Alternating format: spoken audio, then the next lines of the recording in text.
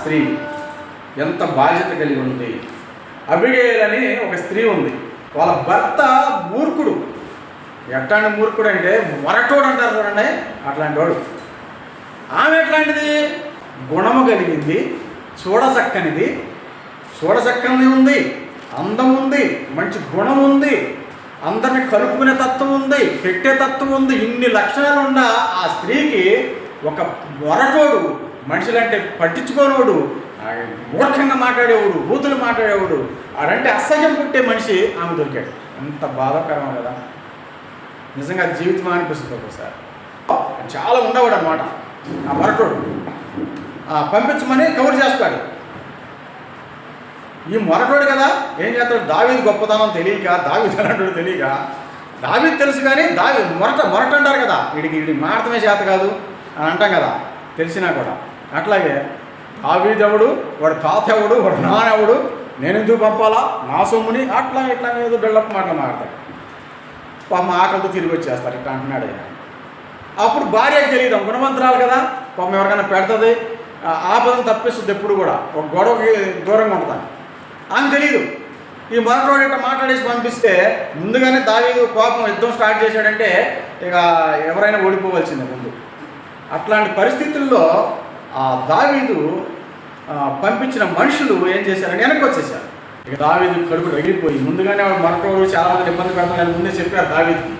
కోపం వచ్చేసి ఇక తీండ్రా, కత్తులు కటారులు తీండ్రా అని ఇక యుద్ధానికి స్టార్ట్ అయ్యాడు. యుద్ధానికి దావీదు వెళ్ళాడంటే వాడి కథ అయిపోయిందని అర్థమేక. దావీదు అంటే అంత భయపడేవాడు ఆ రోజుల్లో.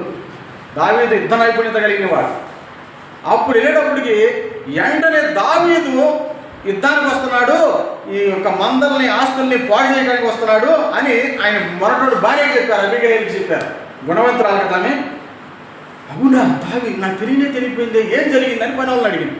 పని వాళ్ళని అడిగితే ఇట్లా వచ్చారమ్మా, ఈ యజమానుడు, ఈ మొరటోడు ఇట్లా చెప్పాడమ్మా, వాళ్ళు పాపంతో తిరిగి వెళ్ళిపోయారు, ఇప్పుడు దావీదు వస్తే ఏమైపోతానమ్మా, మనంతా నాశనం అయిపోతే, అంది అక్కడ కొట్టేస్తారు, పాడు చేసేస్తారు, చంపేస్తారు, మాకు భయంగా ఉందమ్మా అని అంటారు. అప్పటికప్పుడు ఇక ఆమె అన్నీ కూడా ఉన్న పదార్థాలన్నీ కూడా తయారు చేసుకుని, నాకు అది మాంసాలు అవన్నీ రెడీగా ఉంటాయి కాబట్టి చేసుకుని, అంతా చేసుకుని దావీదుకి ఎదురెళ్తుంది. గాడిదల మీద ఆహారం అంతా వేసుకుని ఎదురెళ్తుంది.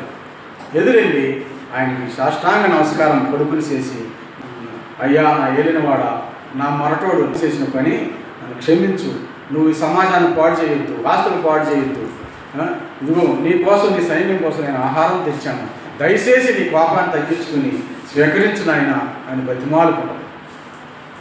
ఆమె గుణవంతమైన పని దావీదు గుర్తుపట్టి, ఆడు మొరటోడైనా సరే ఈ భార్య గుణాన్ని బట్టి ఏం చేశాడు, ఆ యుద్ధాన్ని ఆఫ్ చేసేసి అప్పుడు ఆ ఆహారం అంతా ఆ సైన్యానికి పంచిపెట్టి ఆ యొక్క ఆపదను వదిలేస్తాడు. ఇప్పుడు ఎవరు తప్పించారు? గుణవంతురాలు తన ఇల్లుని ఏం చేసింది, నాశనం కాకుండా చూసుకుంది. ఆ రోజుల్లో యుద్ధాలు ఉన్నాయి కదా, ఎవరు ఇష్టమైనట్టు చేసుకోవచ్చు, ఎవరు దొరికిందో దోసుకోవచ్చు. ఆ రోజుల్లో పద్ధతులు అలాంటివి. యుద్ధాలంటే అవే. గుణవంతురాలు అబిగయీలు ఏం చేసింది, దావీదు నుంచి కాపాడుకుంది, యుద్ధము రాకోకుండా ఆఫ్ చేసింది. అందుకే గుణవంతురాలు తన ఇల్లు కట్టుకున్నది, మూర్ఖురాలు తన ఇల్లుని, ఒకవేళ మగవాళ్ళలో మిస్టేక్ ఉన్నా కూడా మరి చాలా కాపాడుకుంటారు. అలాంటి తల్లులు కావాలని మరి యొక్క దేవుడి వాక్యము చలవిస్తున్నట్లుగా మనం చూస్తూ ఉన్నాం.